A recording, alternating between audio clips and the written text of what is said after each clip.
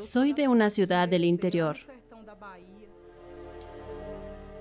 un lugar extremadamente pobre, miserable. Tuve una infancia muy difícil. Me llamo Jenny Porto. Hoy soy empresaria. Yo fui una persona que vivió allá hasta los 14 años. Pasé hambre, pasé frío, dormía en el suelo. Iba a las carnicerías y le decía a los carniceros: ¿me pueden separar la piel y la carne que ustedes no venden para dársela a mis perros?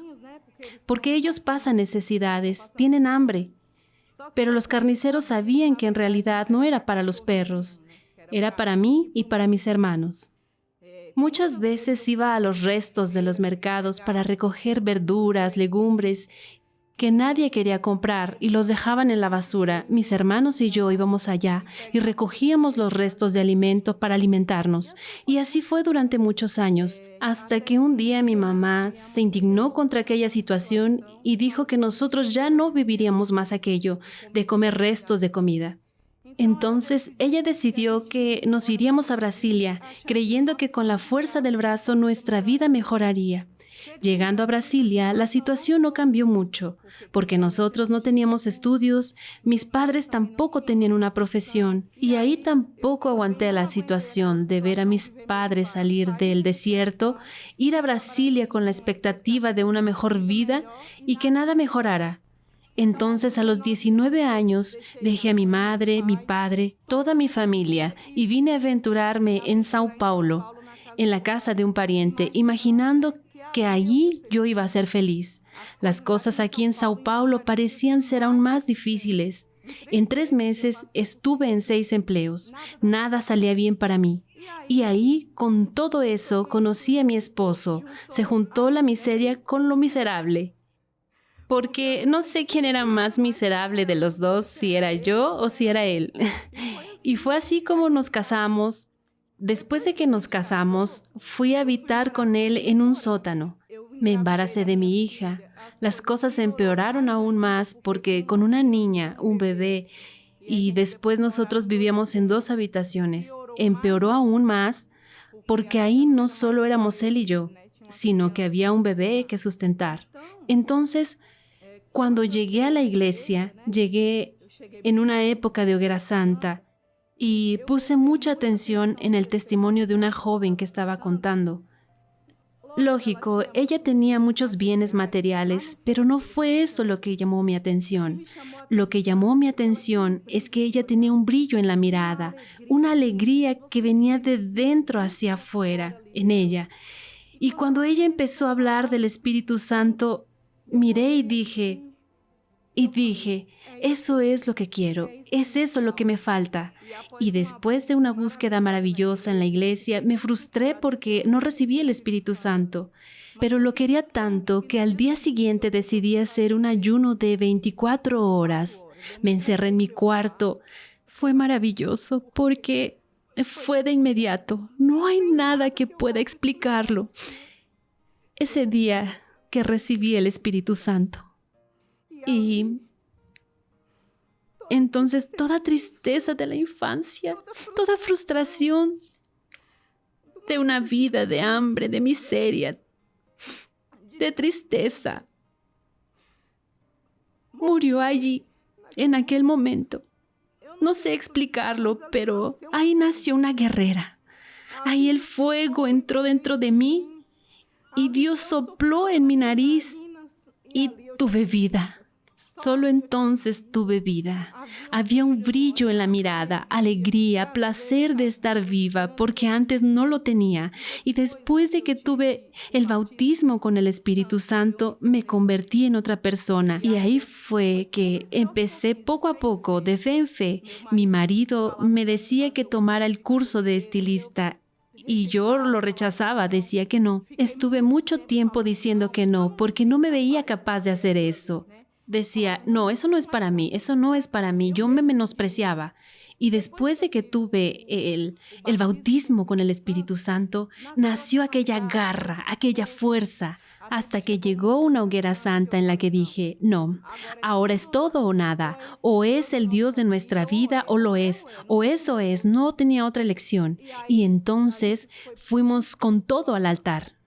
Pusimos todo lo que había dentro de la casa, estufa, refrigerador, lavadora, televisión y entonces puse mi cabello en el altar también.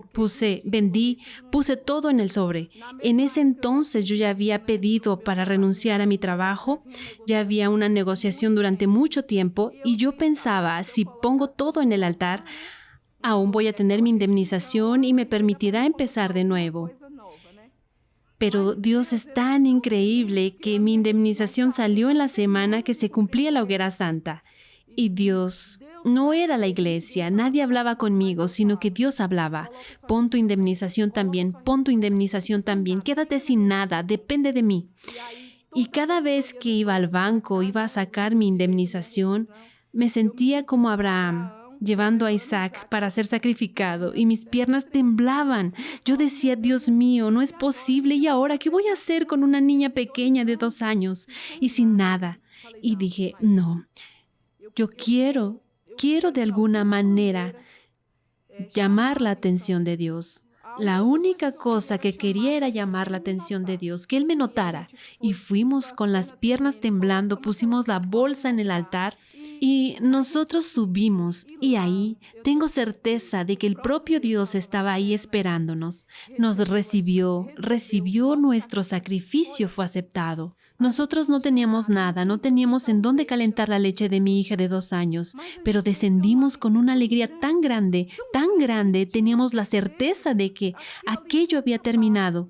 Aquel sufrimiento, aquella frustración, aquella vida pequeña se había terminado ahí.